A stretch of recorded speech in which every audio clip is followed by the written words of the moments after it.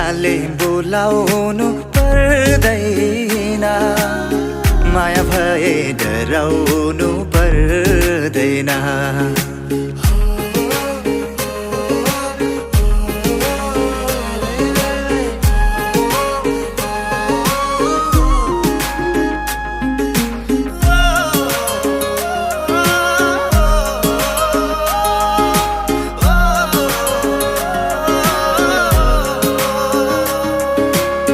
खेल होइन पिराती जीवन भरिलाई, खेल खेलमै जोबाना बलि जाला।